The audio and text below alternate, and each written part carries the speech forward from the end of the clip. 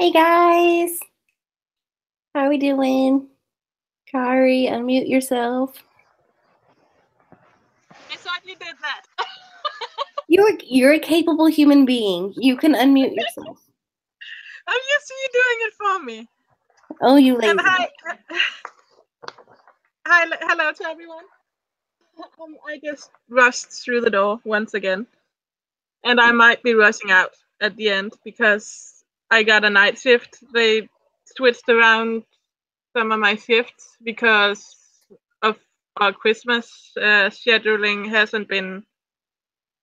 It was weird, and some of us had too many hours, and others had too few. So it's a headache. we're trying to cancel it out in January and February. So I got some really weird shifts. So there might be some Sundays where I'm running in the door right at the moment where we are starting, and where I'm running out the door right after we're done. So sorry about that. And I'm still trying to find the doc. So if you want to take it from here, Rach, that will be awesome. I can send you a link. No, I'm looking at it on my phone because I don't want too many browsers open on my computer. So if you just open, it's fine. I'll find it. So today our guest is Mimi at Dean's Dirty Little Secrets blog, and we are talking about converting fics to actual proper novels, which is intimidating as all get out. And since we are also talking about one of her Marvel fics later, she also has a Marvel blog that's Captain Roger's Beard, I think. And there are dashes. Yeah, there are some dashes. But yeah, that's what we're talking about. So first we're gonna talk about like how can we talk about how hard it actually is? Because converting something like that is not an easy task at all. Karina? Yes, sorry, I'm still looking for the doc. I feel like I'm talking to myself all by myself.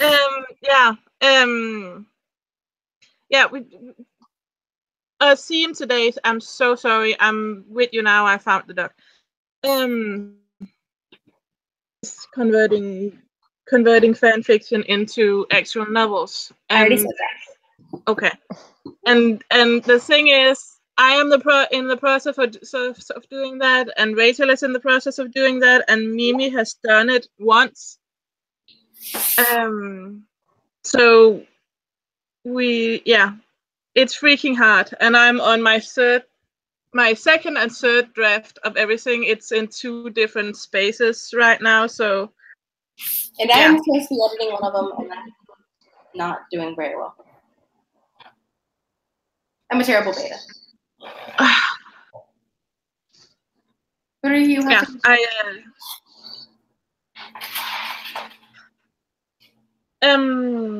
Okay, so. So what are the challenges? What are we talking about? I'm not talking about what the challenges are.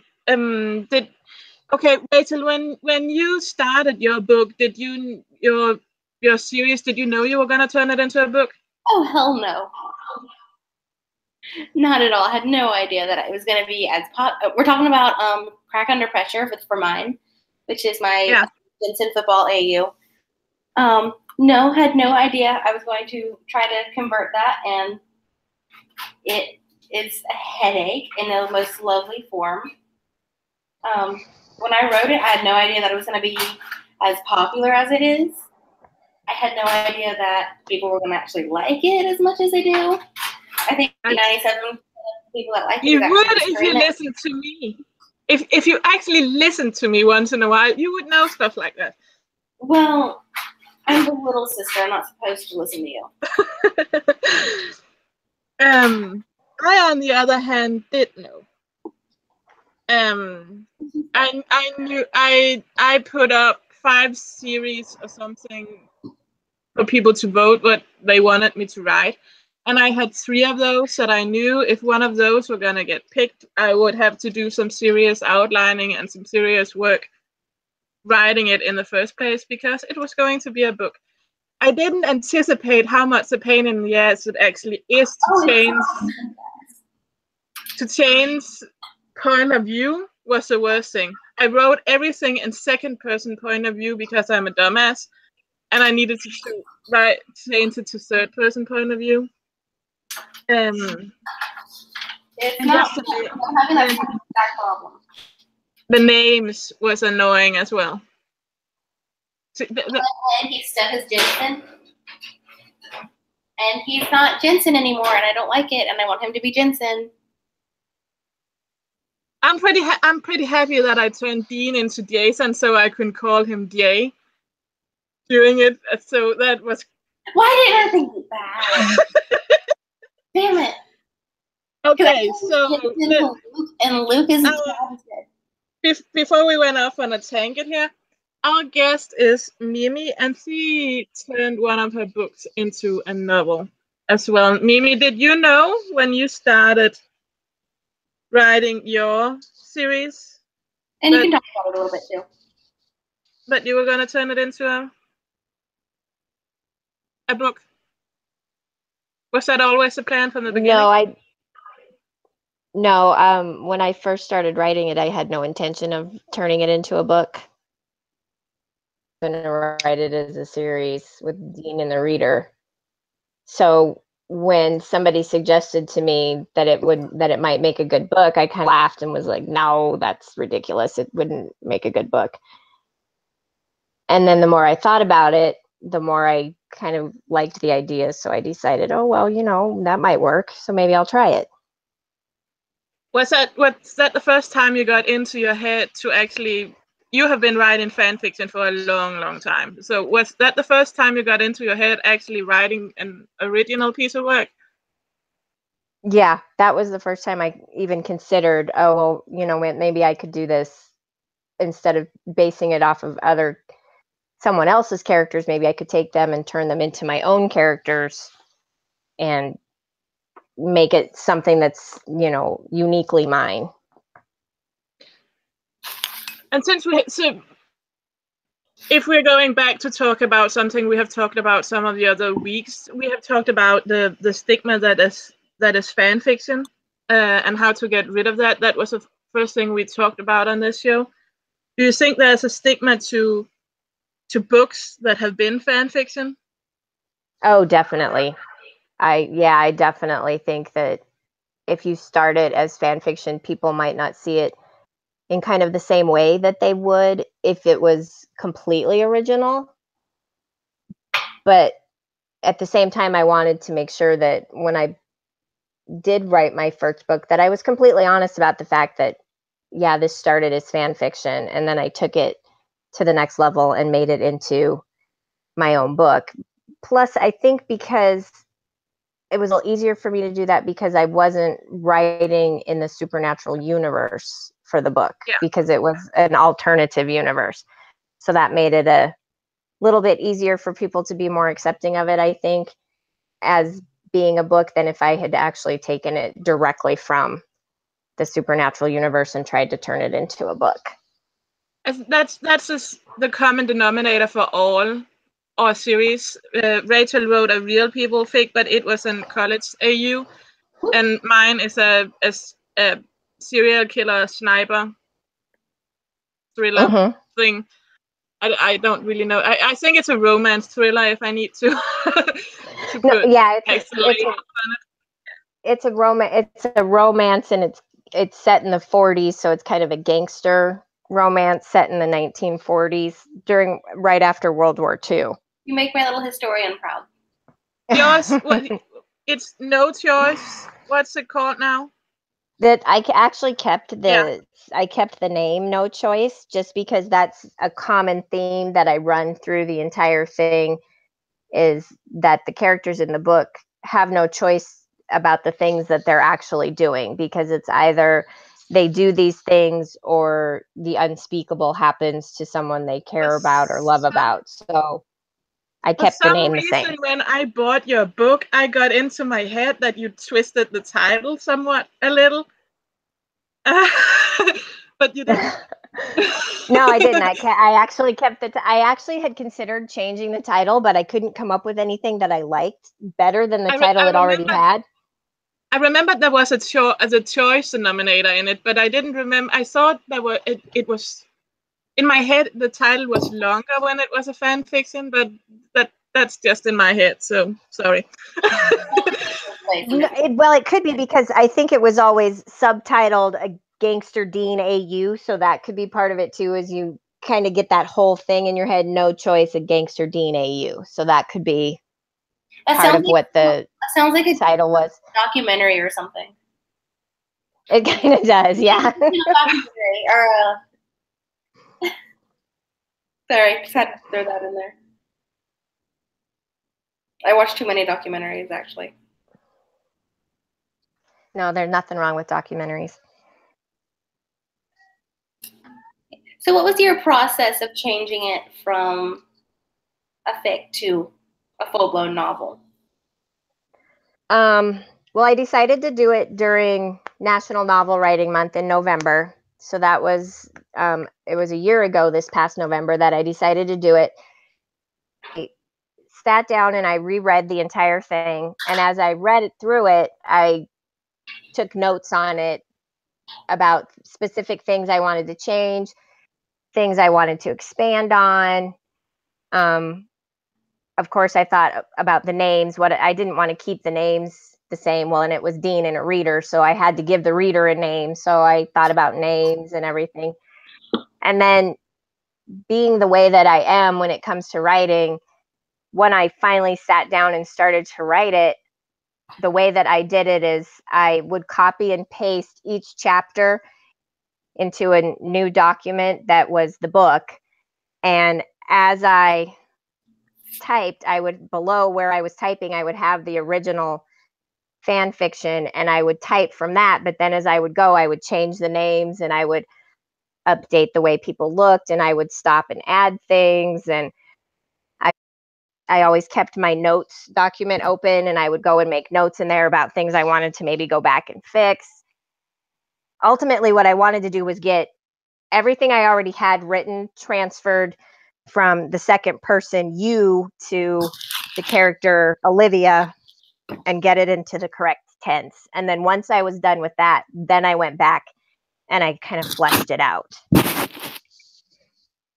That sounds like a long process. It was a long process. It did take me, well, it took me the entire month of November. And even after that, I didn't hit the 50,000 word mark that is the goal for the NaNoWriMo. So I did all that. And then it was still another probably 5 or 6 months before I had it really where I wanted it to be. I'll sometimes go back and say to myself, oh, darn, I wish I'd added this. Oh, shoot, I wish I'd done that. But, you know, it's already out there. So.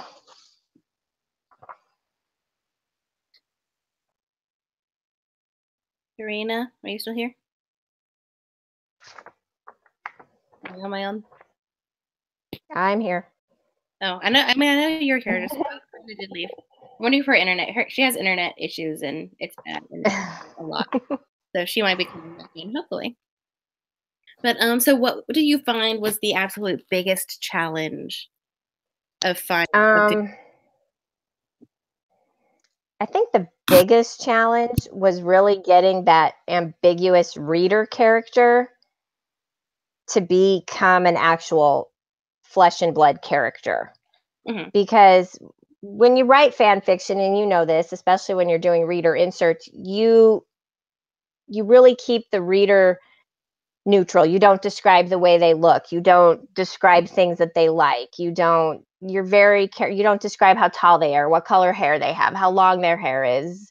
There's some personality traits you just don't talk about because it's hard as a fan fiction writer to keep that reader insert character neutral so that people can relate to it. So when I went back to write it as a person, I really struggled with it because she didn't have a character. So I had to make her a character. Transferring the Dean character to what became Nate was easy because I still kept him a lot like Dean, just with a different name and stuff. But the reader character was really tough to do. Do you have any advice for that? Because I'm literally struggling with that so much right now. To be honest with you, Olivia, who's the character in No Choice, was actually kind of hard for me to write, just because I didn't know for sure what I wanted her to be. So I finally I sat down and I thought about what would I, as a reader, not wanting to read necessarily a reader insert, because it's not necessarily as reader inserts. So I sat down and, as a character, what kind of character do I want to read? What kind of person do I want to read about that I can connect with while it's not necessarily supposedly me? Yeah. And then I just kind of started making notes about her, you know, how tall would she be? What would she look like? That type of thing. And I thought about things that would appeal to not only myself, but to maybe other people if they were reading her, things that would make them say, I can kind of relate to this character, but at the same time, make her her own person. That's it all. Oh, yeah. My struggle right now is when I write reader inserts, like especially in this AU that I have, my Crack Under Pressure AU. She doesn't have a whole lot of friends just because that didn't come up in the plot of that story, but that's not realistic. I didn't give her a family because it didn't, and that's not realistic. So I'm like, I'm having to create this whole. I have to make her a standing alone character. Like, I need to give her friends. I need to give her a relationship with her family. I need to, like, all of these that I'm now having to think about, which I didn't think about when you started it. Oh, and I did that with my new book that comes out on Tuesday. I did that because it started as fan fiction, and I was probably 5 or 6 chapters into it. I don't want to write this as fan fiction. I want to write this as a book. And in the fan fiction, I had introduced a best friend character. Mm-hmm. Very vague and not, again, like the reader, not with much description or anything. And then it occurred to me that's when I started rewriting it, I got almost all the way done and I was like, I never once described what the best friend looks like or what the best friend's personality is like. Yeah. And I had to go back and do that because, you know, you don't realize the things you don't describe when you're doing fan fiction because you're keeping that reader neutral. You don't describe someone's best friend because that's not the reader's best friends. You have to be really careful with that because best friend, yeah, to relate to it. I mean, I've gotten comments before. I think I got an advantage in that because when I started out, I started out writing original work before I ever wrote fan fiction. Transforming what had been original characters always into reader insert characters were actually kind of a struggle for me. So to keep it true to who I am as a writer, I think my readers mainly lack physical appearance, while they very much have not always a social life in one shots because it's a one shot, but in my series they always have a family, they always have a background. My Living with Regrets series, for example, even though that is never ever gonna be turned into a book because it rests so much against the TV show Supernatural. It's a real people fic, but it rests very much against Jensen being an actor on that show. She still has a back. She's a Danish girl that traveled to Canada and I describe places in Denmark and places she's from, and I describe and her personality is very much that very straightforward kind of person that Danish people often are. So she has that in her, and she just doesn't have a look. I don't describe how she looks, but I'm very much aware that I have a fair chunk of Americans reading it that are not from Denmark, but I didn't have people complaining about it anyway. So I think that you can take some liberties with readers that you're not, that we are sometimes I think we are too careful with making our readers blank. I don't think, I think there's a handful of anons that will always yell at us, but they will yell at us no matter what we do anyway. True. But as a whole, I don't think that people care that much if the readers has a background that doesn't fit them. If we name their parents, or if we, I generally, when I write in the supernatural verse, I make it Bobby's daughter or his niece, or I make it somebody in the supernatural verse versus their family, or Jodie's daughter or whatnot, if it's an AU. And I have never had complaints about that. And I also never had complaints about me creating an OC family for them. I guess it also just depends on the writer style too. Yeah. I don't know. That would feel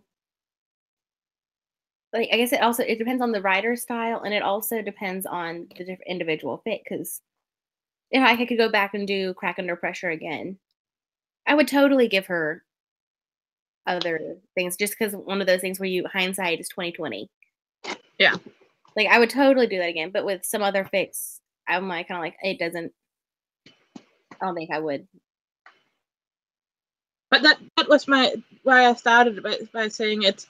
I think I have some leftovers from being. I have never attempted writing a novel up until now, but I wrote short stories. I have written a collection of short stories when I was in my late teens that was published in Danish. So I have been writing original fic for a long time before I transferred into fanfiction.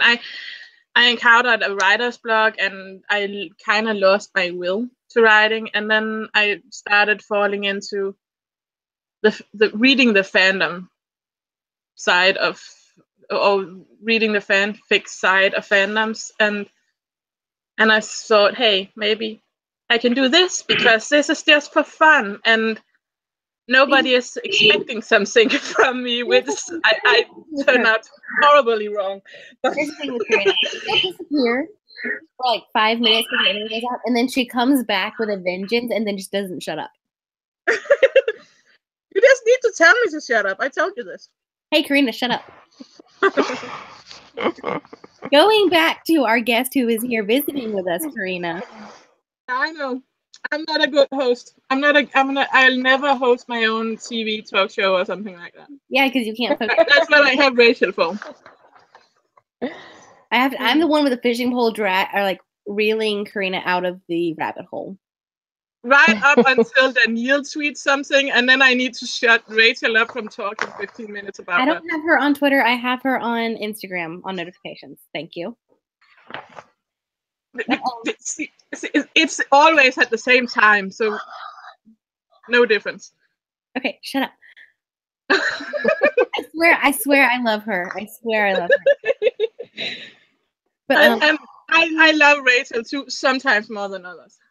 This is true. Back to our actual topic at hand.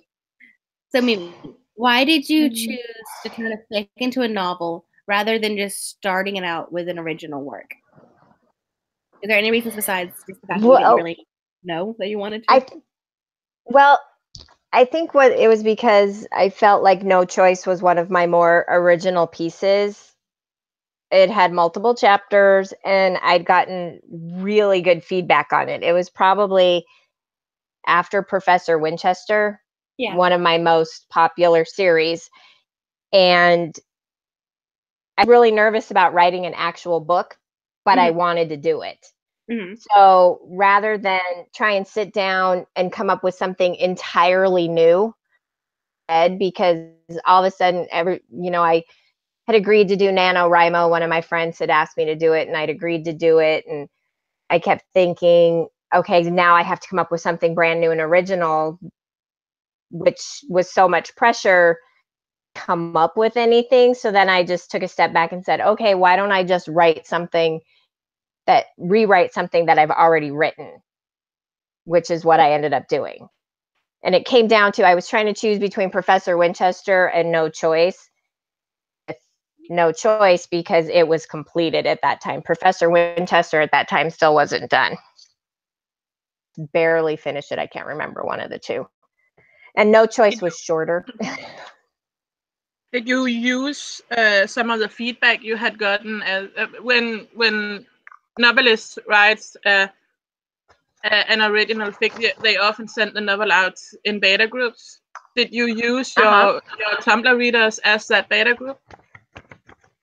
I did have some. I had a couple people that beta read it for me, and I actually did it more with comes out this week than I did with No Choice, because I really kind of just threw myself out there when I decided to publish No Choice. I mean, it was literally sitting as a finished draft in my docs, and I woke up one day and I went, you know what, I'm going to publish it. And 2 days later, I threw it out there and published it. I kind of rushed into it. I regret that a little bit. I wish I'd taken a little bit more time with it.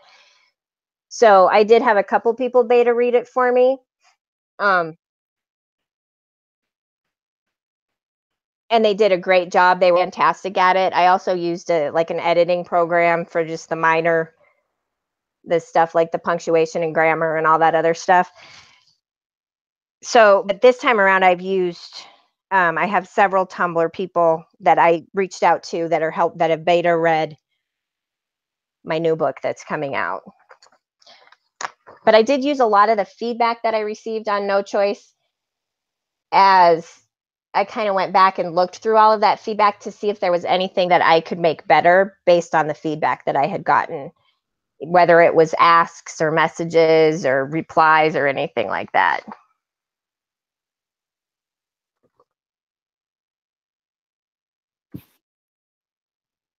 So if you didn't know how important feedback was, guys, your comments might help change an actual book. So leave feedback. True. It's true. Like, we thrive on feedback. And I think we did talk, well, I guess this is kind of be like a little plug here, but our question is, are you planning to do another the same way? And you have mentioned that you have one coming out, when was it, Tuesday? Yeah, it comes out on Tuesday. It started as fan fiction. Mm-hmm. I had always write an escort AU. Mm-hmm, mm-hmm. I thought it would be fun. I'd read some before, and I thought, you know what, I would like to try that because I like to write alternate universes, and I thought I would try it. And got this idea in my head after seeing something on a TV show that kind of jogged my memory, and I thought, oh, I could do that. And so I've started, when I write series, I've started where I don't publish them until I'm completely done with it. Mm-hmm. Writing this with the intention of eventually putting it out as a series, and I got about 5 chapters into it, and I would go back and read it, and I have a beta reader, and she would read it and help me with it. And I got about 5 chapters in, and I went, you know what? I don't want to put this out as fan fiction. I want to put this out as my next book. Mm-hmm. And so I switched gears, and I had to go back and I actually went back and I had to rewrite the first 5 chapters, which by the time I got done ended up, I think, being more like the first 3 chapters, because I started combining stuff and moving stuff around in the way that I broke it up, so that it ended up being more of a the way I wanted it to be, the format that I wanted to use. Mm-hmm. But it was supposed to be fan fiction to start with, until I changed my mind. I went, no, I'm going to make this my next book. Well, there you go. Instead. Nice and simple. And we lost Karina again. I don't know what happened. She'll come back. She does come back. She'll come back. You can't get rid of her. She keeps popping up. Guys, the chat is always, I always have my eye on the chat, so if you want to throw any questions in there. So far, I think I'm the only one writing in the chat. Apparently, Anna thinks that I sound like Danielle, which I don't hear at all. Just want to say, there was I just know for a while there was a rumor that everyone thought you were Danielle. Yeah, for a while. It was started by another one of my Tumblr friends, and because I won't let anybody see what I look like. That was pretty funny to me. So for quite a while there, the rumor was that I was Danielle, which did not bother me. I mean, I wouldn't at all. I wouldn't be. If someone thought I was, I wouldn't be mad. I had absolutely no problem whatsoever with people thinking that I was Danielle. Didn't bother me at all. It's kind of like I have stopped being annoyed by the group of Danielle haters that keep sending me. I don't know how they keep getting through because I keep blocking the idiots, but they keep creating new blocks, so they keep being able to send me stuff on and on. But I kind of decided they send her that crap. So if they decide that I am worthy of sending that crap, they must think I'm on the lines with her. I'm kind of good with that. Keep kind of going. on the same it's level. Not bothering me. Go ahead and send it to me. I don't care. That's kind of when I used to start getting all the hate from the Danielle haters was when people would laugh and joke and say, "Oh, she's Danielle." Became a running joke for a few months there that I was, and I was totally okay with it. And if they wanted to hate on me because of it, fine, go ahead. You can hate me as much as you hate her because it's kind of a compliment. Like, sure, I can be as awesome as Danielle. Like. And I know I'm gonna get a lot of backlash for this, and I really don't care because I have said it in text. I can say it speaking. Hating someone you do not know based on the fact that they are married to someone you like is the stupidest thing in the world. And that's all it is. I know that it's, but it's not based on jealousy, but all the stupid rumors you come up with. Show me the evidence of all the stupid rumors and I will give you that. And it's not going to be, my friend said this and my friend said that. No, I wanted proof, black and white. I want a video, or it didn't happen. Shut up. Yeah, sorry. I get annoyed by the 3-4 asks that I get in my inbox. Karina, shut up. Let's move on. Okay. Why did you like that too? You were insulting me and said you weren't getting rid of me. I pay attention. I listen on my phone. I don't care. Nothing I can say on here isn't something I'd say to you on just a regular call. If you're watching this, was there any difference? You got halfway through this novel you were working on now, and the other one you actually published as a fanfic on Tumblr before you turn it into a book. Is there a difference? Is there a difference in the way that you approached adapting or working on the last half of this fic than, or in the feedback you didn't get from your followers, or what is the main difference between the two? Probably one of the biggest differences is that there was off of all of the feedback that has come in at this point is based off of the finished product. Have that beta read it for me. It was actually, though, once I got the first few chapters, almost easier to write because I was and it was, I'm trying to explain this exactly try to get what's in my head out of my mouth, and it's not working. It's almost easier to write it because I didn't have to spend every chapter as I was going along trying to adapt into it to be as a standalone novel. So it made it a little bit easier to go. And then I could go back and fix any like mistakes or anything I wanted to, but I could just do it. And I wrote it, I wrote it during NaNoWriMo. See, I can't do that. Finished. I can't do that. I It was think hard. I'm very much I write series, I write long series, but I don't write them complete. I write them I write as I post. And I do other stuff in between. And I think that's kind of also left over from when I used to write short stories, original, yeah, because it's shorter and you do more things at once. And I'm used to having 3 or 4 VIPs at once. So I'm really in awe with people that can sit down and write one fic through November and actually get. It's not the word count I so much struggle with. I think I could meet that, but it's not in one fic. That's impressive. Well, I think we covered all of our questions. I think we did too. Did we lose Mimi?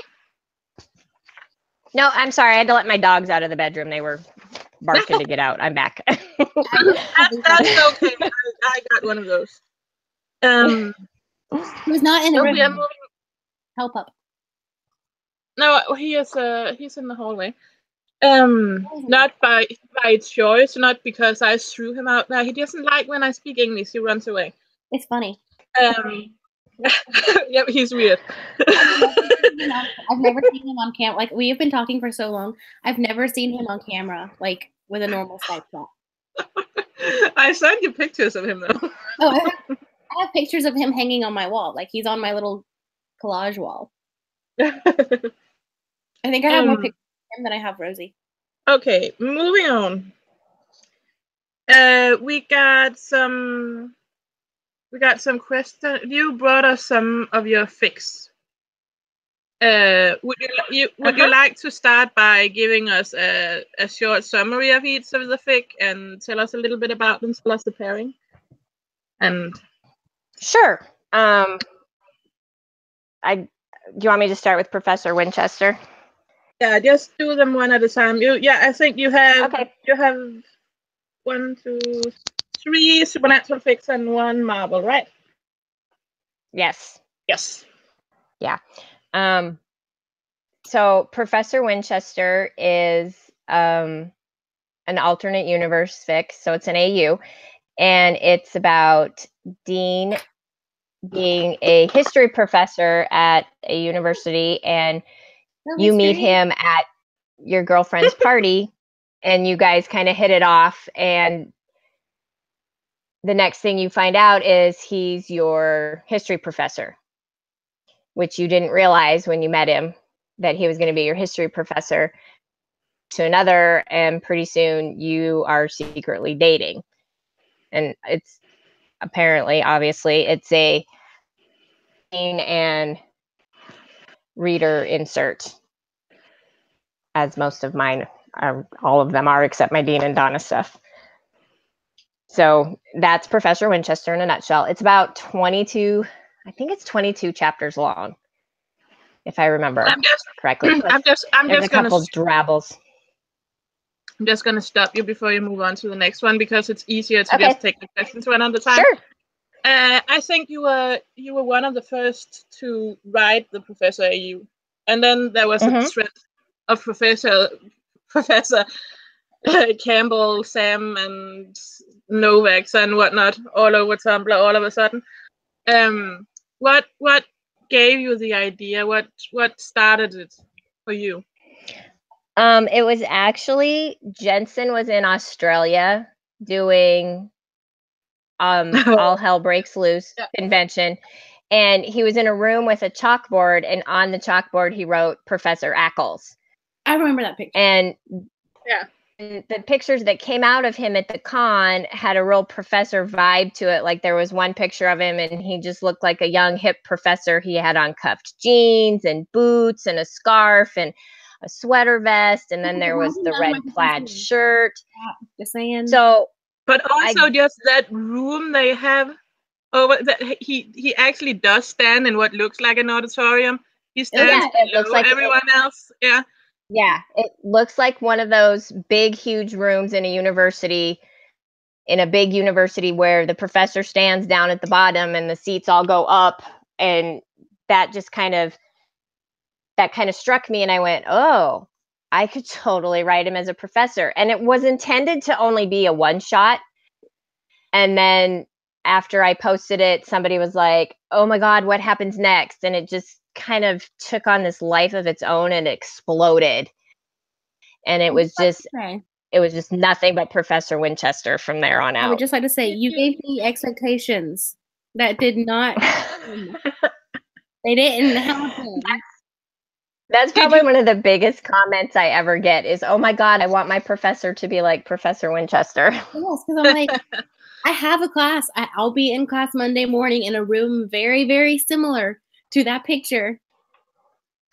Sweetie, that's one way to make sure no girl ever leaves school. They're going to be a team students. They'll be in school forever looking for their Professor Winchester. By the end of my grad school, I'm determined. Oh, no, but before Rachel started drooling over the professors that he did once he doesn't have, did you ever expect? No, that's a lot because of course you didn't. But what did it feel like to start something that turned into what it did? It wasn't really a common trope in the supernatural verse before you started that professor series, and they kind of popped up everywhere, and they kind of still do once in a while. But they do. I do see them pop up right every around now the and time then. when you were in the middle of that series, they were everywhere. Yeah, it was kind of interesting because I didn't realize that I had anything to do with that. I just was kind of writing Professor Winchester, and he just became this immensely popular character of mine. And I didn't realize or think that I was the reason behind that. That's kind of weird to think, but no, it never occurred to me. I mean, I would have people come to me and say, oh my God, so-and-so's writing Professor Winchester too. What are you going to do? And I'm like, I don't own that trope. That's anybody can write anything they want. That trope does not solely belong to me. So it was kind of weird to me that people thought that. Yeah, and I kind of think people get that as another writer. I have gotten that too. I have gotten, when I started writing a lot of Danielle, I got, people are writing them. I don't care. I really want people to start writing that pairing because there's not enough of that. Just the two of them without a reader. There's not enough of that. Yeah. I am with Dean and Donna, because people are like, oh my God, so-and-so's writing Dean and Donna. And I'm like, great, because Dean and Donna for me is a thing, and the more the merrier. I'm totally thrilled with it. Go right ahead. Yeah. And so am I. I don't own that. I got an AU coming out soon for them, and it was really fun. Writing them. So yeah, that's weird to me to think that. So do you think that people sometimes, I think people that are not writers sometimes get it backwards, that they think that to me as a writer, I'm more weary of doing a trope or a pairing or something that someone I really admire do well than I care that someone else does something because they felt inspired by something I did. Yeah, there's been some times that I had to write something and someone else that I really admire might have done it, and I took a step back and I went, no, I'm not going to do that now because they did it perfect. I don't want to do that now. Yeah. They did too good of a job, and I'll just pale in comparison to them. So I'll just take a step back and not do it. So I'm also sometimes afraid that I'll subconsciously copy something without meaning to. Yeah, I feel that way too. I do feel that way too. And that's actually like sometimes I don't always read other Dean and Donna stuff just because I'm afraid that the next time I write Dean and Donna, I might accidentally pull from somebody else's world of them into mine. And I don't want to do that because I don't want to, I hate to use the word plagiarize, but I don't want to accidentally plagiarize somebody because that story might be stuck in my head and I start writing my story and all of a sudden it's starting to sound similar to theirs and I don't realize it. So it's a real fine line that we walk. Yeah, I really get that. Not so much with pairings because I haven't built a world around a pairing like you have with Dean and Donna. Every Dean and Donna fic you write are actually connected, which I really admire. Especially as someone that read every one of them. I was so happy that you signed up for the Christmas Christmas thing. Yeah, by the way, you know, I was like, okay, I'm gonna give her a little while to discover it herself because I can't. But if she hasn't done it 2 days or so before the due date, I'm gonna poke her. It was so funny though that you posted that because I kept thinking, oh, I want to do another Dean and Donna Christmas, but I hadn't seen anybody post a challenge and I was like, okay, I'll just have to come up with 12 things on my own. And then you posted the challenge and I was like, oh, thank God. Now I don't have to come up with them on my own. I can just take the ones that Kari gives me. I didn't come up with them either. I asked my followers to give me prompts, and I had a list of 20 or something, and I let them vote. And I just got them in. The one that got the most vote were the 25th, and then the last one that made it was the first. So that's the way that I did it. So it was actually my followers that chose what everyone wrote. Did a good job. Yeah. So again, Well, being active on blog sometimes actually turns into the whole thing because I didn't plan on it to be a challenge. I was talking to Ida and Ida asked, hey, can I use these too? And we started talking and then why don't we just throw it out to everyone and make a challenge out of it? And people can write whatever they want. So it was actually just planned to be my own thing and then our thing and then it all of a sudden became a challenge. All right. I liked it. Yeah. I'm pretty sure I had a point with this before I went off on the Dean. I don't know what your point was, but you're too deep in the rabbit hole for me to even pull you out. No, mine with all the bingos and stuff that are going around, but also with the the Christmas ones. I made sure that I have written every Christmas drabble before I started reading everyone else's.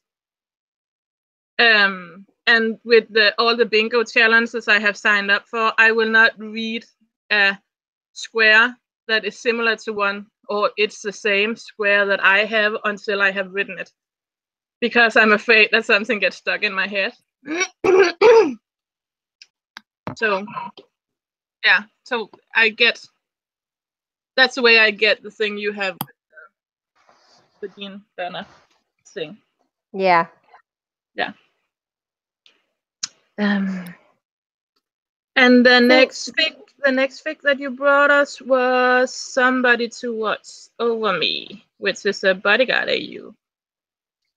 Yes, that was actually a challenge too. That was I signed up for an alternate universe challenge and I picked bodyguard as the one that I did and I wasn't sure what I was going to do and then I love the movie The Bodyguard, so I kind of started playing around with that and some ideas with that and that's when some ideas off of Tiara and came around and all of a sudden I was like, okay, let's do this. Tiara, for those who doesn't know, is Mama Peterson and Mrs. Squirrel-chester on Tumblr. So I don't think a lot of people actually know her name. I think she mostly goes by Mama P.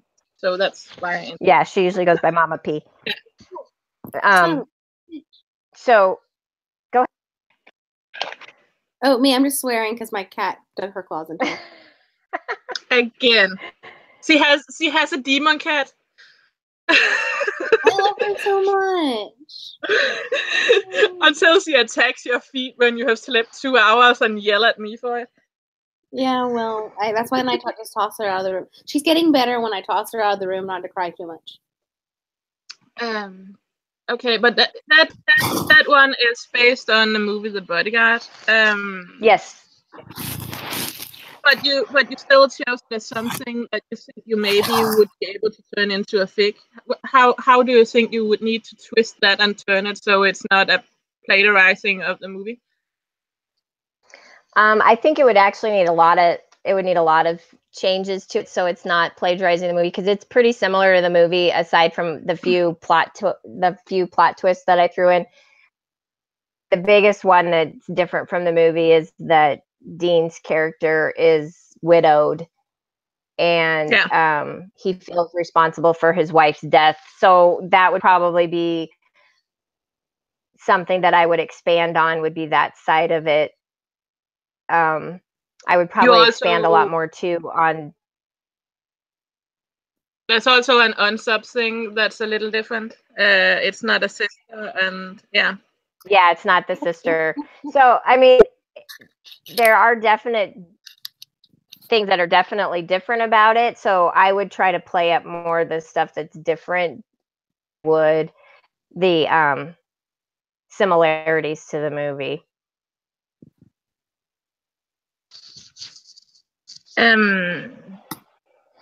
How did you come up with its plot twists? You have the different unsub, the different, what do you call that if you are not deep into my profiler world as I am right now writing my book? And that's actually what I called him through most of it, was the unsub, and what, the person that nobody, that's actually what I called him. I'm not where that came from. I just was trying to think of who it could be, and it might have been Mama P who suggested it.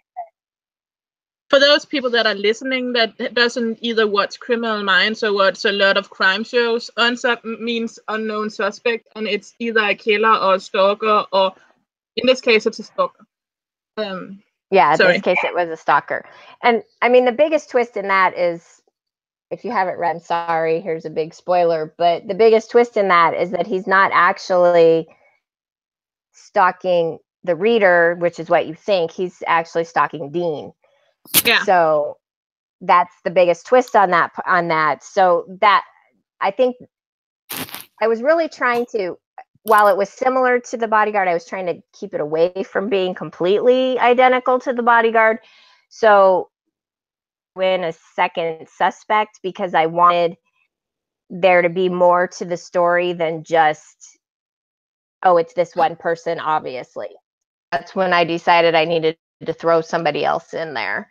Plus, I always just like to toss things in that that I think people aren't going to expect. But as a fan fiction, it was really fun to read because we knew what it was based on. Yeah. I read it as you were posting, so it was really fun to guess along. Oh yeah. To try and guess what you would change and what you would not change, because I was a very girly girl in my early 20s, so that was one of the movies that I watched a lot. So it was one I knew by heart. So it was really fun to guess along. And one of the things that I noticed right away was that you changed Dean's character, and I knew that there probably was something to that, but I really didn't see coming that the stalker was. Yeah, I didn't see coming that. Yeah. It was kind of a combined thing too, though, because he kind of had a stalker too, which the other stalker latched onto. So yeah, and that was the one thing that was kind of impossible to see coming, that there was not one but two. It's fun as a writer, because it was fun to get all those messages and asks with people trying to guess where I was going and what was going to happen. And when I finally revealed it in the last chapter that there was actually 2, it was really fun to see people's reaction to it. It always makes me laugh when I take people by surprise. I always love taking people by surprise. So, but that was also one of the things I really, really encouraged with Killzone, the fic that I'm turning into a book now, was that I wanted to hear people's theories as every chapter came out, and I had 4 or 5 people that were really, really good at that, sending it to me in asks and in replies and reblogs and whatnot. But that helped me a lot when I was turning it into a book, knowing how easy things were to guess and if I should leave more clues, because some things might be impossible to guess when it's no longer characters you expect me to use. But that was the biggest problem I had. I needed to build my unsub into Dean's world more, because in my fanfic it was Benny, and that's kind of easy to guess when it's not Cass and it's somebody close to Dean, and it's not his brother either. Then it's probably Benny. The other brother.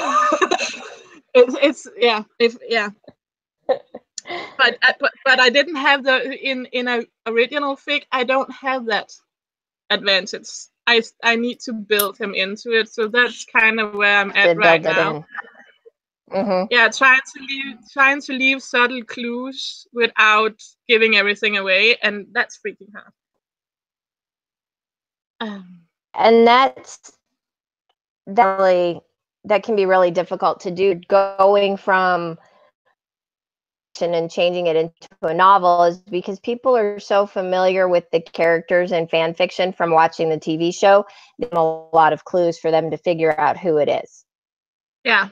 Because they can kind of pull it from the information that you might be giving them. And then when you take it and you switch it into a novel, now you're working in a world where these people may never, and even if you're kind of keeping it still based on those same characters, and reading your book may not realize, oh, hey, that's about. And so that kind of changes things a lot. You have to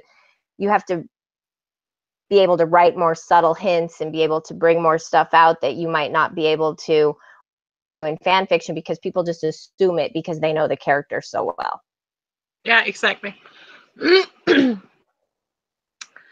And I think maybe if I had started doing it right away, it might have been easier to leave breadcrumbs, but going in after the fact and putting those breadcrumbs in and knowing where to put them without spoiling something, it's giving me a headache right now. You are writing something I would probably never write, which is a mystery. I don't usually, aside from my bodyguard AU, I don't tend to write mysteries. I really see myself more as a romance writer. That's kind of like my strong point is, and that's what I tend to lean towards, is the romance side of stuff, love stories. I'm not much of a mystery writer. I think I'm a little bit of both. I don't think I'll ever write a mystery or thriller that only focuses on the case.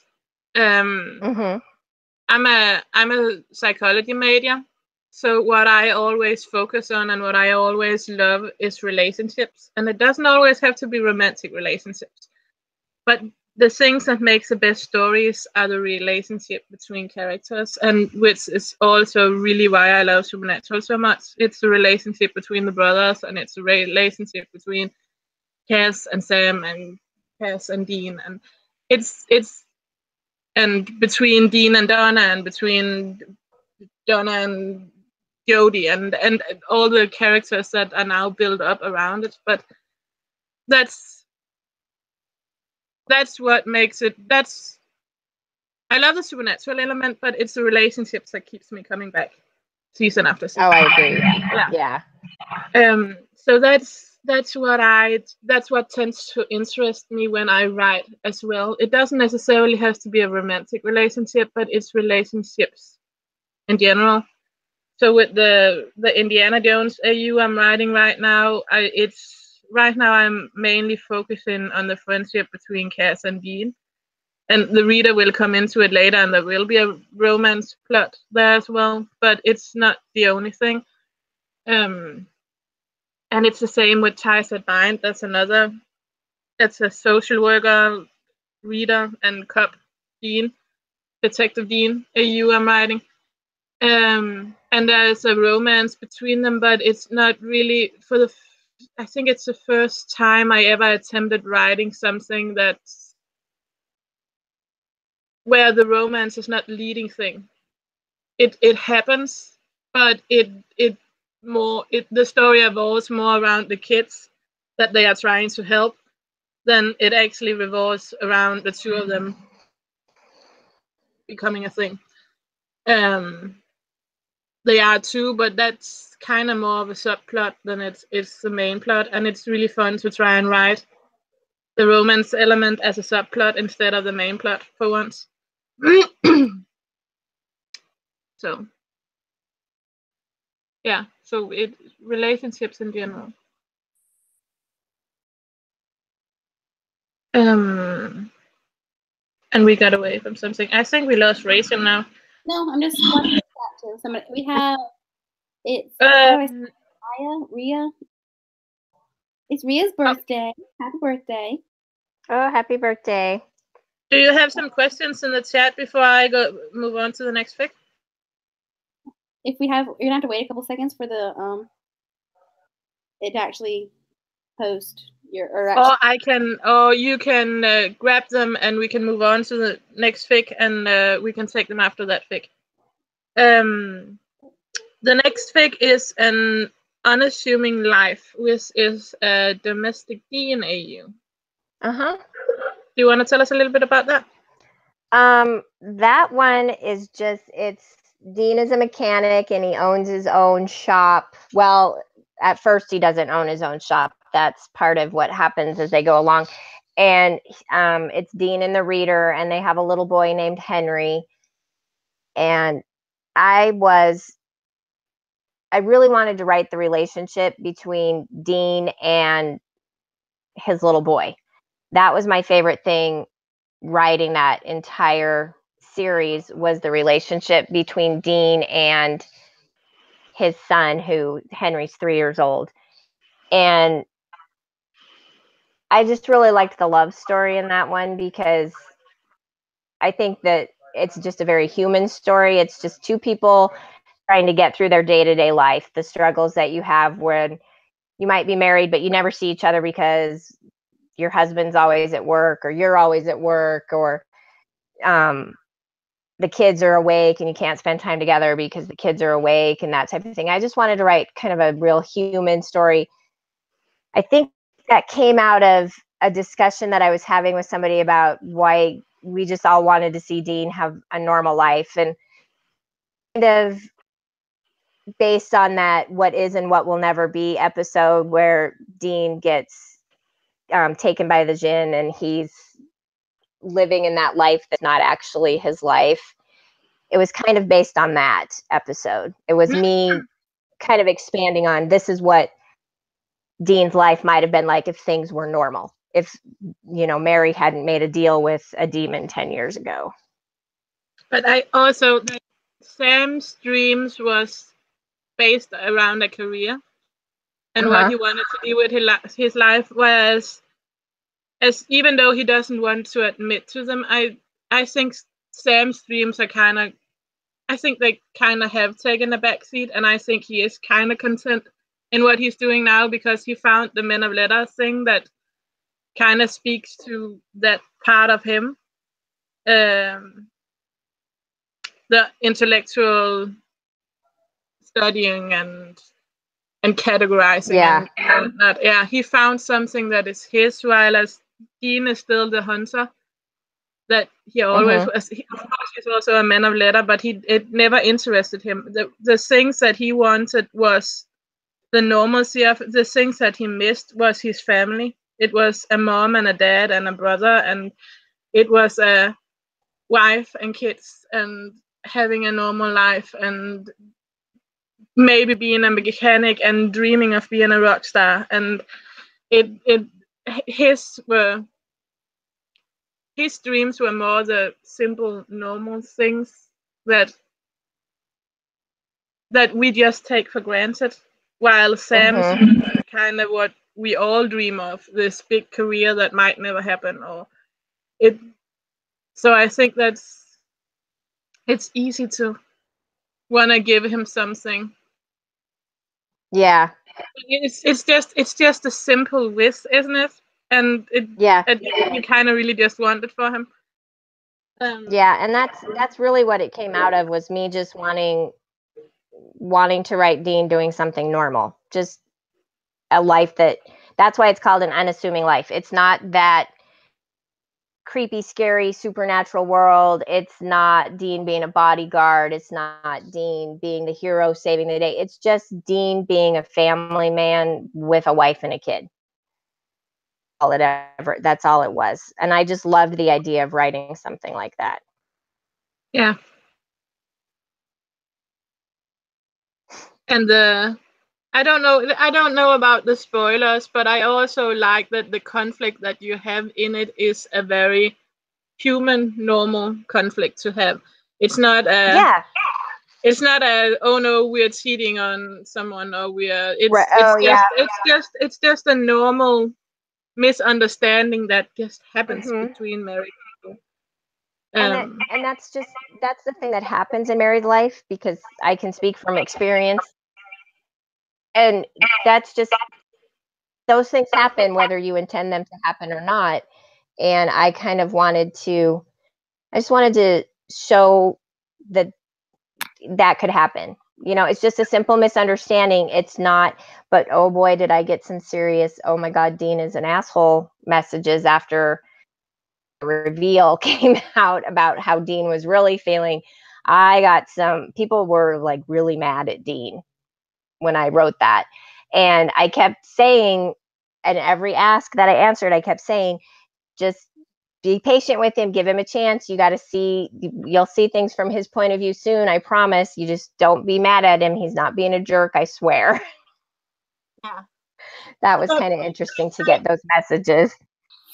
I kind of, the way you and I see Dean align very much. So I kind of always trust that when you're writing something while he's running off, the reason I have in my mind for him doing it is usually gonna align with what you write, because you are very good at writing him in character, or what I see as his character to be.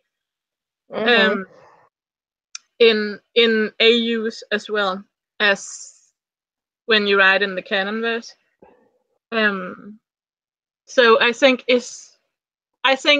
just think that people are so used to people writing Dean as or seeing people writing Dean as an asshole. I agree. That they kind of assume that that's what people are gonna write him as. Yeah, and I agree, because that's something I always see a lot, is that people, and I understand everybody's interpretation of Dean can be different. I'm not saying one person's interpretation of Dean is any better than mine or vice versa. Just the way that I interpret Dean is, if you don't get to the depth of what he's thinking and what he's feeling, you're going to see him as being an asshole. If you just look at the outside picture of his immediate reaction to things, yeah, he might come across as an asshole. Into the reasons why Dean is doing what he's doing, or saying what he's saying, or acting the way that he's acting, there's always a reason, and it's usually a good reason. It's funny that that's how I've always written him. Yeah, it's just funny that people always see him as the the bottled up one when he has more emotional outbursts, and he carries his emotions more on his sleeve than Sam does, I think, at times. It's not. I agree. He does. I'm not trying to say one brother over the other, because I really love both of them. I tend to relate and understand Dean more than I understand Sam, but I'm not the type of person that needs to make one to rise one brother up. You don't have to beat the other down. I'm just saying that I don't really understand that people see him as bottled up, or as I think he tends to want to help people and don't want others to have to deal with his crap. But that doesn't mean that he's bottled up. That doesn't mean he doesn't feel everything. That just means that I can take care of this myself. I don't want to burden you with this. I agree. Which is also why I think he often get the very emotional, tempered outbursts that he does. Like those poor lambs. I have no idea how we got to this from where we started.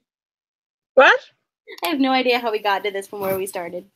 I don't know either, but you need to tell us both to shut up, I think. I'm just going to sit here letting you go. Did you have any questions in the chat, Rachel? No. Then let's try and move on from supernatural. It's actually the first time that somebody brought something they wrote that is not supernatural on this show. Hey. Yay. And I just had to binge it. Yeah. I do read Marvel fics. I hadn't read that one yet, so I had to binge that one. And it's Captain America, Steve Rogers, AU, that's called Running Wild. Do you want to tell us a little bit about that? Sure. In it, Steve Rogers is. It's funny. The fics I brought are AUs. I think because it's not easy to turn something that's written in a canon verse, no matter if you are in a superhero world or if you are in a supernatural world or whatever people write, Walking Dead, Game of Thrones. That's a that's a world that's already created with some supernatural aspects or some fantastical aspects. And if you steal those and put into a book, it's gonna be very easy to tell what you did. Oh yeah, it's gonna be very obvious. So Running Wild is actually my cowboy AU. So, and I love this universe, and I think it's because to me it's a throwback to old school Harlequin romances with the shirtless cowboy on the front cover and the girl. And I actually every chapter title is I took from a cowboy romance novel. That's beautiful. We just started Googling. Mama P helped me. We just started Googling romance titles for cowboy romances, and we just made a list. And as I wrote the chapters, whichever one seemed to go with that particular chapter. So I really enjoyed writing this because it was like awesome old school. It's like old school Harlequin romance for me. And, it's that Romeo and Juliet, forbidden love type thing. The poor ranch hand falls in love with the rich rancher's daughter kind of story. And it was fun to write. It was fun to write. I like writing stuff like that. Cheesy romances are my thing. It made me think of this Australian movie. I think Snowy River or something it was called, which I really loved. It's an 80s movie I really, really loved when I was growing up. Because I'm a hillbilly just from Denmark. I grew up on a farm. I grew up around horses, and I grew up loving all of these things. So seeing it in Australia and seeing it in America. I love Western movies and stuff, and I love especially Western movies that has some kind of romantic aspect to it, because I really watched them a lot when I was growing up. And but That's your awesome.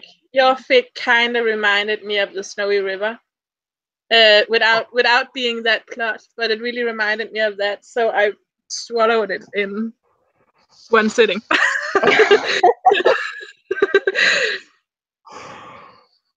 That one was fun to write. Having Chris Evans' face in your head while you're reading that just made it even more perfect. Yeah, it doesn't hurt to have that in your head either when you're reading it. I think we could all go for Chris Evans in a cowboy movie. So.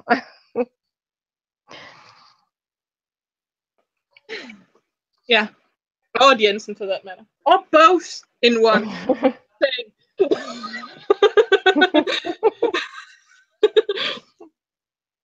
Sorry, I was messaging one of our viewers about Professor Dean, and I just sent her a link to it. So Okay. I was like, okay, but that's a very short series. If you were it's a very short one. If you were to turn this into a book, which subplots would you develop more? And I'd really like to develop the relationship between Betty and Bruce. I have figure is General Ross, which is from the Incredible Hulk, Betty Ross's father, and falls in love with Bruce Banner.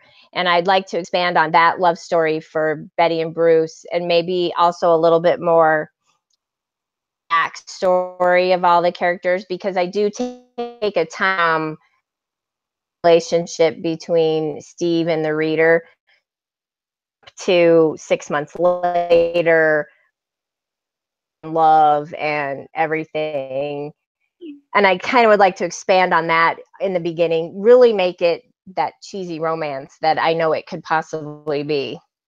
Yeah. If, that definitely the Harlequin type romance that I could definitely make it out to be. No, so there's just a lot of room for objectifying in that kind of. I did Strawberry Wine, where it was not set the same way, but it was farmhand Dean. And I remember one of the funniest thing was to objectify a sweaty Dean working on tractors, and it's kind of the same thing. That could definitely be fun to do.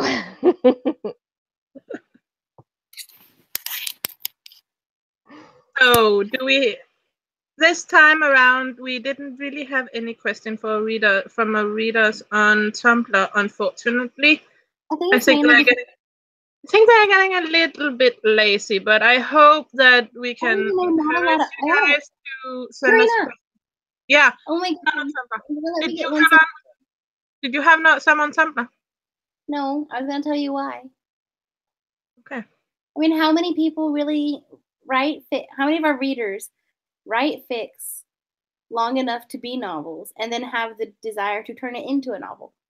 Yeah. That's true. If you don't really want to do that. So, I mean. Yeah, that's true.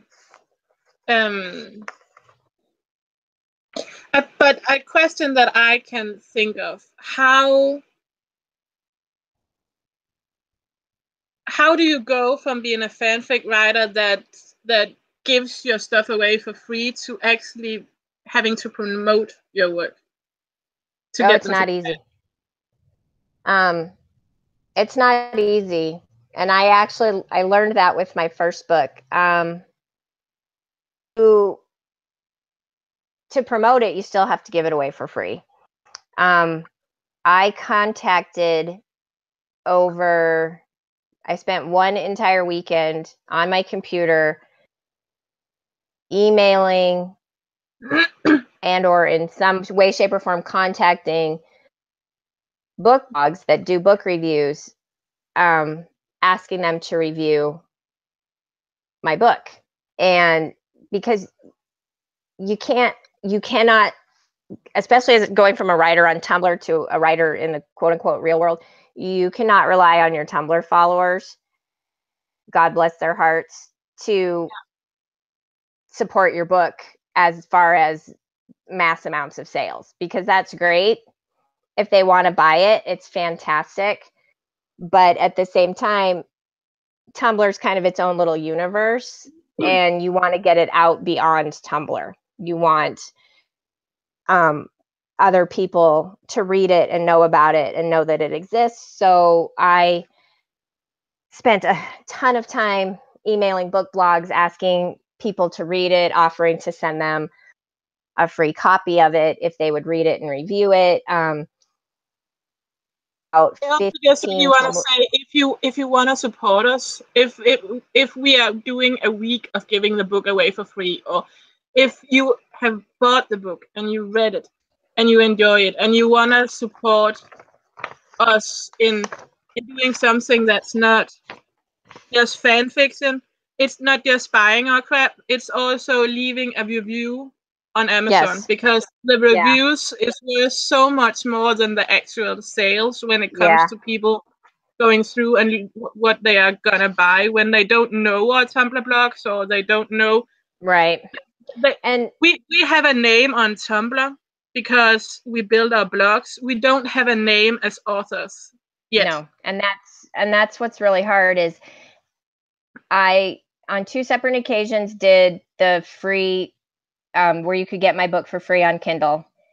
And I encouraged everybody who got a chance to get it on Kindle and read it to give me a review. And I have been very straightforward in saying, I don't want you to go and give me a 5-star review. If you didn't like it, fine. Then give me a review that you didn't like it. Or if you want to give it a 3-star review, yeah, it was good, but it wasn't my favorite. Great. I don't have a problem with that. I want honest reviews, because honest reviews are just going to make me become a better writer. And one weekend I did, like 150 people picked up my book for free, and I have 9 reviews on Amazon for it. So it's kind of, it's a whole different world putting your book out there for everybody to read, because you live or die by the reviews of your book, because that's how Amazon rates things, is by the reviews. And if you don't have the reviews on your book, then your book's just going to fester down at the bottom of the list and never make its way up on the list. So, I know people get tired of hearing fan fiction writers ask for feedback, but it's not just fan fiction writers who need feedback. It's those of us who publish original works that need feedback too. Because if we don't get feedback, then, as an example, I sent my book out to a blog and asked her to review it, and she told me she didn't have time to review it, but she'd be happy to do. She did kind of a book release thing for me. Book release on Tuesday. She went to Goodreads, and reviews on Goodreads that I have thus far from people that I gave the book early and asked them to post a review for me. And she read those reviews, and she came back and she said, I'm so excited about what I've read about your book on Goodreads. I was wondering if you didn't mind if I changed my mind, and I'm wondering if I could have a copy and review it for you. Those reviews make a difference. That feedback makes a difference out there, especially as an author trying to make it. You need those reviews. Are you planning to do another digital offer soon? Because yes, I want to read it, but honestly, I'm broke right now. Yeah, it's on pre-order right now, and it goes on sale. I actually just got an email that I was trying not to have the paperback go live until Tuesday, but the paperback just went live. So if anybody wants to order the paperback early, guess what? You can. The Kindle version goes live on Tuesday. And I am going to, I have a contest coming up where you can win a signed and personalized copy of the book, paperback copy. It's an author's proof, and I will sign it and personalize it for you. That's coming up starting on Tuesday. You'll be able to enter a contest for that. And then I'm also going to next month in February, probably around Valentine's Day, because it's a love story. I'm going to do either a free or a 99-cent promotion on it, where you can pick it up on Kindle for either free or 99 cents. Sweet. I'll check it out. I love it. Want to support you, but I also want to pay my bills, you know? Oh, no, I totally understand. Trust me, I understand. But it's free with Kindle Unlimited. It is, yeah. If you have Kindle Unlimited, it's free on Kindle Unlimited too, so you can pick it up on Kindle Unlimited. I think it's available in the Prime Lending Library if you have Prime, but I'm not positive about that. I do know it is available on Kindle Unlimited for free, and then you can pick it up. You can enter the contest to win the free proof of it, and then you can also pick it up sometime next month. I'm going to do like I said, the sale for it.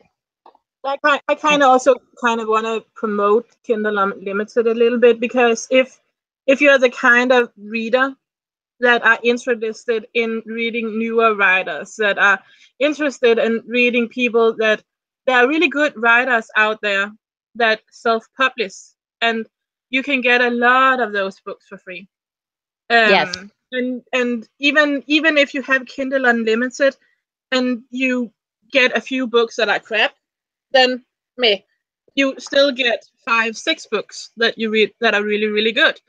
So it kind of pays itself off. And if you have Kindle Unlimited, again, it does. Leave reviews for the writers that you read. Even if you get halfway through a book and you can't finish it, then leave a review saying that this had these and these problems, so I didn't finish it.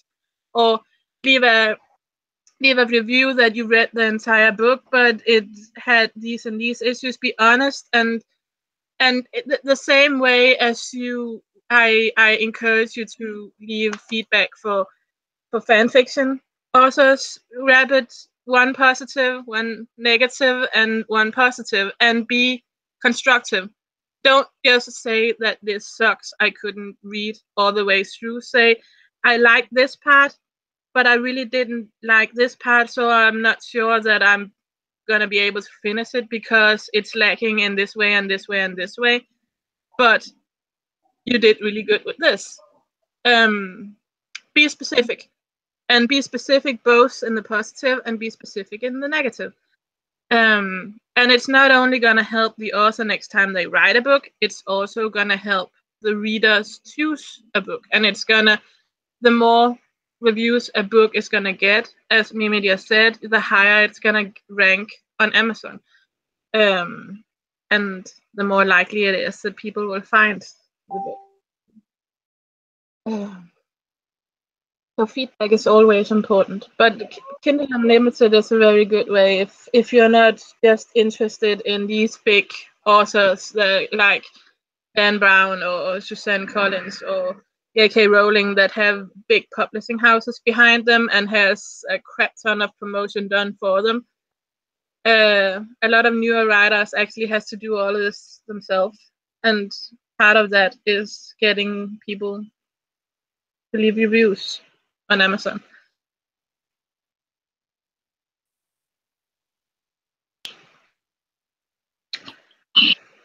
Yes. And that was another tango. Do we have any questions from our viewers in the chat?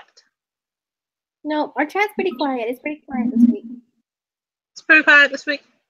Yeah. I think Tumblr generally has been pretty quiet this week. I think everyone has fallen asleep. Okay, so our next segment is where we usually ask you to because we say that reviews and feedback is so important, we kind of want our guests to give some feedback to other writers. That we want you to rec a few authors and fics that you really, really love. And you brought 3 with you.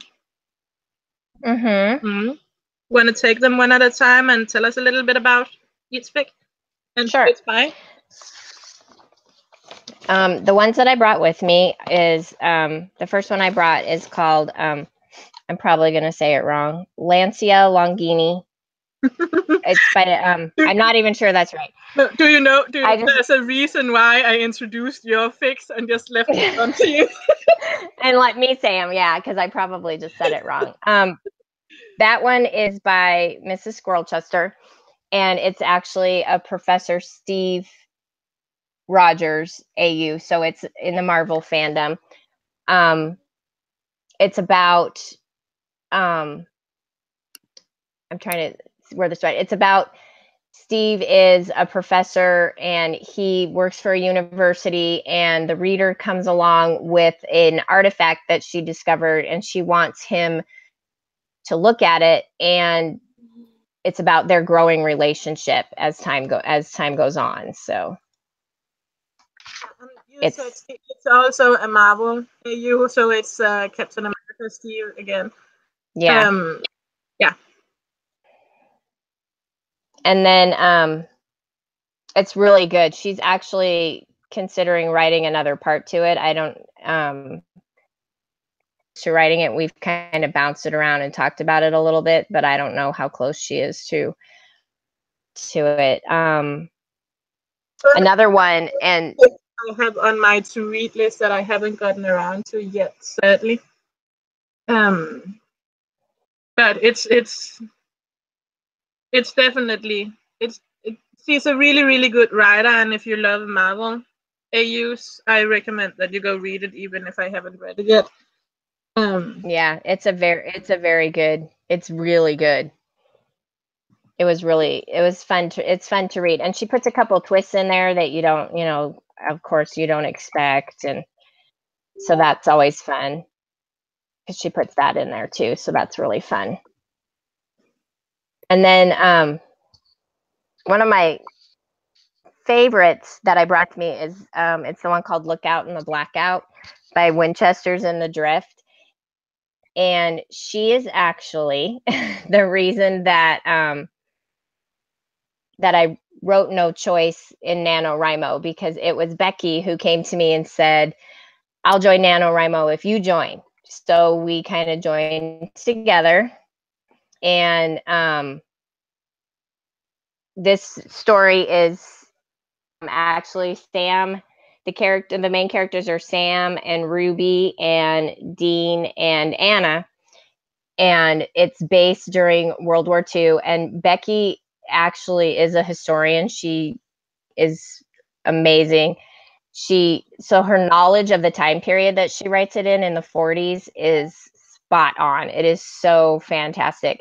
And it's not very long. It's kind of short. There's like 4 or 5 chapters, I think, and they're not very long chapters. They're pretty short. But the last chapter, she posted it, and when I went to read it, I sobbed through the entire thing because it was so beautifully written. I mean, she's a phenomenal writer. She really is. It's just, I mean, it's even hard to describe what it's about, but she just takes you to a level that you can't even believe it. It's so good. It's just really good. I definitely recommend that you read it because it'll blow you away. It really will.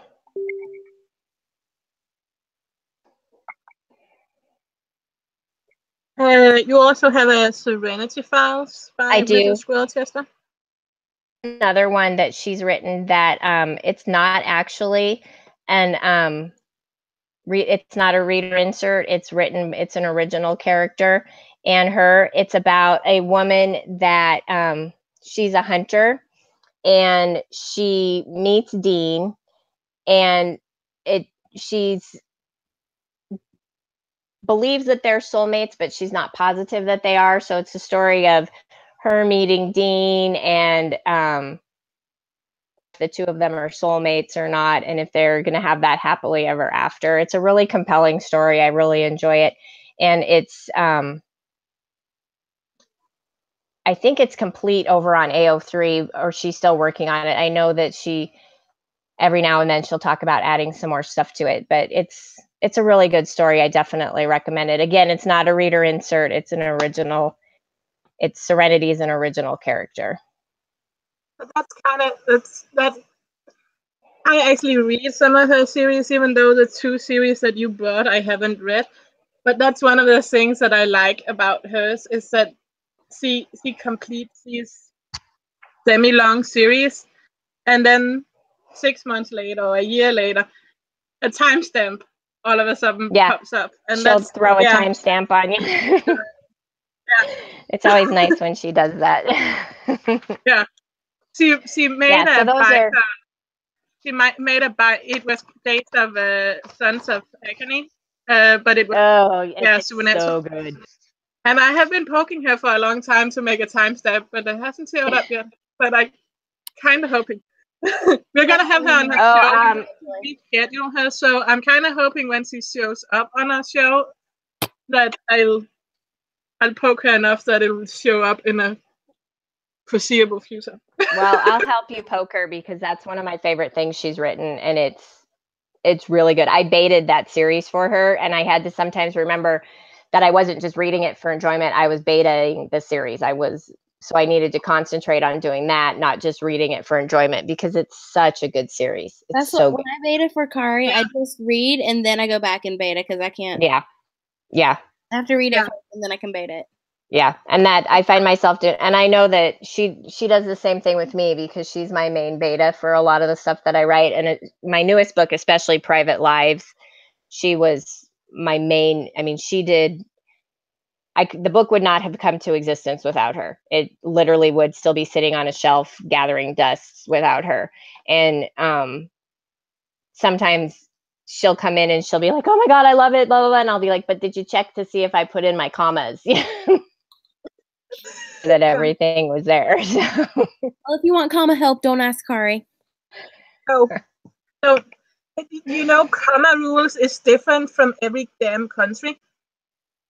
And I speak I'm Danish, and I understand and speak Swedish and Norwegian, and I speak German to some degree, and I speak some French, and I speak English fluently. And every language that I have ever learned, comma rules are different. And it just makes no sense to me. So I'm just like, okay, I have to breathe. I put a comma. And then Rachel comes along and goes, no. Why is there a comma there? And you are not even the worst. I'm telling you. And I had Lou beta for me, and there was I think I had 146 comments where 100 of them were comma. She moved around. To be fair, it was 4 chapters. So, but still. No, but I was actually gonna say before Rachel started with the comma thing, it's funny. Last week we also talked about how Tumblr writers often come in pairs, where there's one, there's usually the other, and that's kind of how I think with. I don't know if we lost Mimi to the dogs again, but that's kind of how I'm here. Yeah, that's kind of how I think. Last week we had Nicole on that has Ashley helping her with everything, and this week we have you, and we'll hopefully have. Do we have her schedule for next week, Rachel? Do you remember, Tiara? You're asking me if I remember something. We had to reschedule her a few times because then I was sick and then she was sick, and we need to get her on soon. And we're actually going to talk about AUs, which she is very, very, very good at. And that was... Kari, I love you, but when do you have to leave for work? I don't have to leave for work until 11 because I did the work thing from here. So they pull some of my time. Okay, I'm just making sure because I know you had to get the help up into the car and all that. Yeah, I know. I don't have to leave. I don't have to be there until midnight. So I'm good. Okay. I just didn't want to make sure you just let time get away from you, and then you're going to be late, and then you lose your job, and then you have to move to America and live on my couch. So you want me to be late? Is that what you're saying? No, because my couch isn't big enough. And I can only have one pet. Did you just call me a dog? No, I'm saying that I have a love seat, not a couch. And if I have Wilma and Santo, I can't have a pet. You can only have one pet. I take the tumblers come in pairs back. I'm now going solo. Rachel, she's got a Rachel for sale again. Yeah, she does. Mimi, do you want to buy it? Oh, I got a couple of writers of my own already. That I'm for sale offer. I think she's willing to accept a trade. Yeah.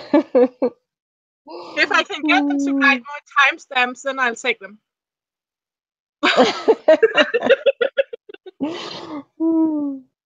Especially also for the box I use. He already did one for me, but I'm probably sure I can poke her to get me another one at some point.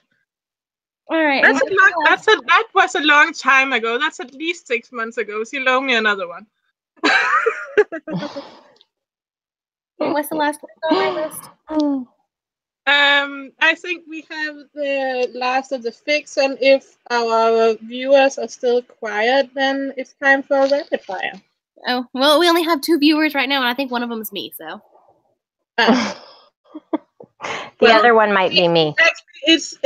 We don't often have a lot of people that watch live. To be honest, we usually have 2-3 people that watch live, and then we have it gets a bunch of hits afterwards. I actually go back and check when it gets hits, so we're not talking to ourselves. People will watch it later. I mean, we're kind of talking to ourselves. Yeah, but we're also talking to each other, so who cares? Okay, so we're doing rapid fire? Yeah, that's you, Rachel. Ooh, I'm looking for. I have it pulled up. It's just loading because it's a really big document. So the rapid fire is different questions. Some of them are just random questions like mountain or beach, or others are related to writing and fanfics in general.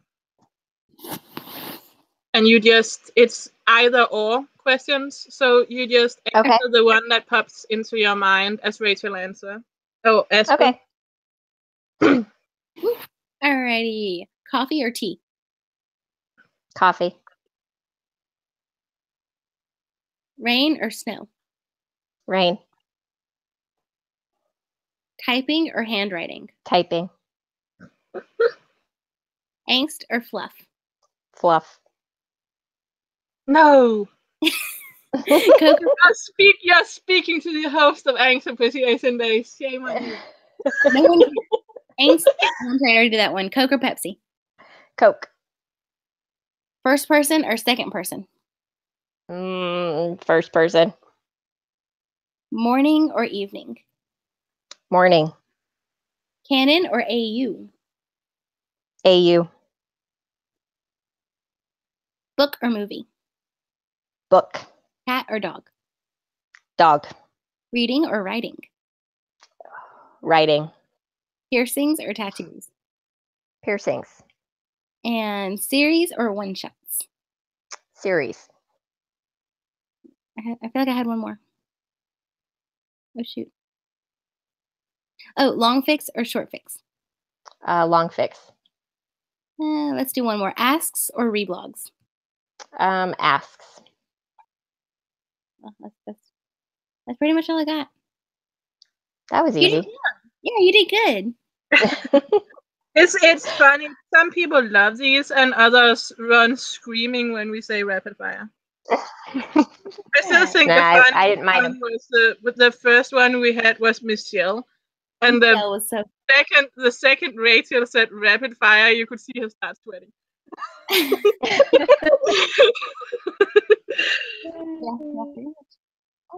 Well, thank you, Mimi. You were great. Yeah. Thank you for having me. And Mimi's book, No Choice, is on sale now, and her next book, which is titled, you never told us that, Mimi, what is the title? It's called Private Lives. Woo, Rachel knew it. Yeah, it comes out on Tuesday, which is also my birthday. So I'm making it an all about Mimi day on Tumblr. And we will have links in the description as always as soon as Karina makes the post for the links because Rachel doesn't feel like doing it. Yeah, And but Kelly goes to work, so she will do it Monday, Tuesday. And Rachel's gonna go take a nap because I didn't get a lot of. Yeah. But Mimi also has, she has her supernatural blog that is Dean's Dirty Little Secret, and she has the Captain Roger's Beard blog that is her Marvel. But she actually also has a blog that supports her original writing, which is mim-francis also, right? Is that right? Yeah, it's author mim-francis, so it's author-mimi-francis. Yeah. .tumblr.com.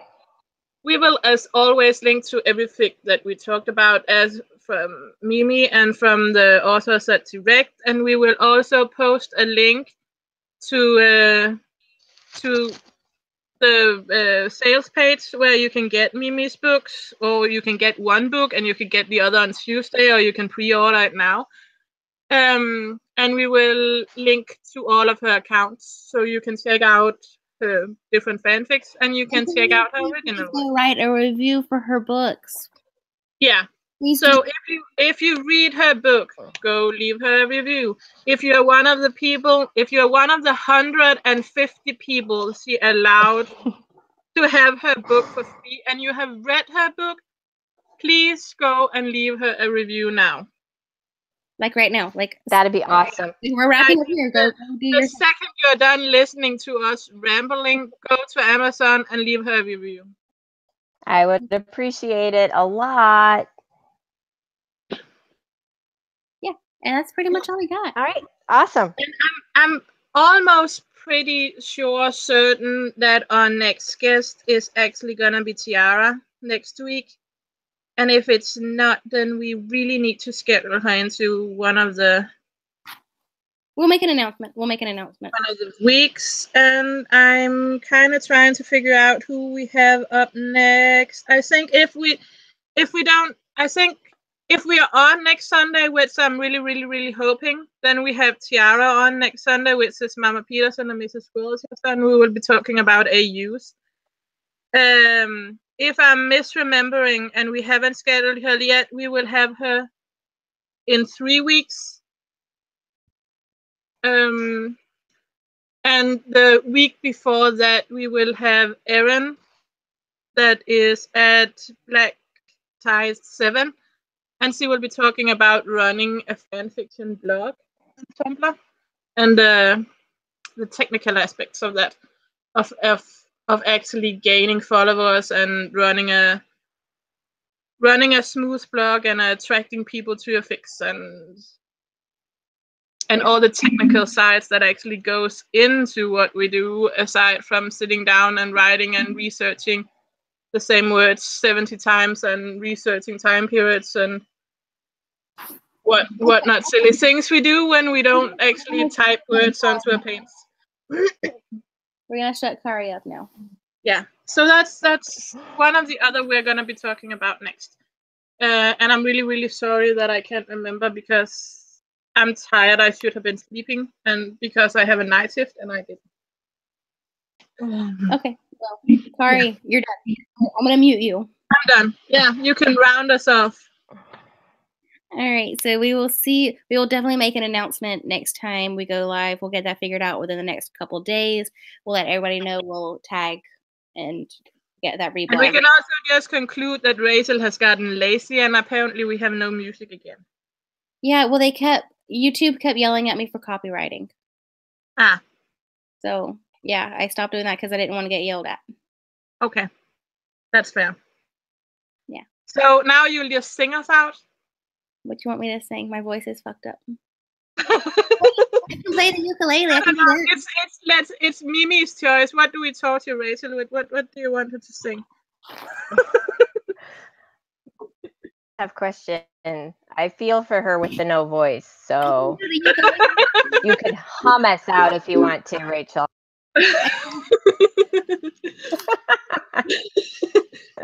Okay, Mimi, thank you very much for being part of our madness. Thank you for having me, guys. And we'll hope you want to come back and visit us another time. That'd be awesome. And we wish you the best of luck with the sale of your new book and your Thank you. and getting some reviews on your previous book. Alrighty. And Bye, guys. bye. Bye.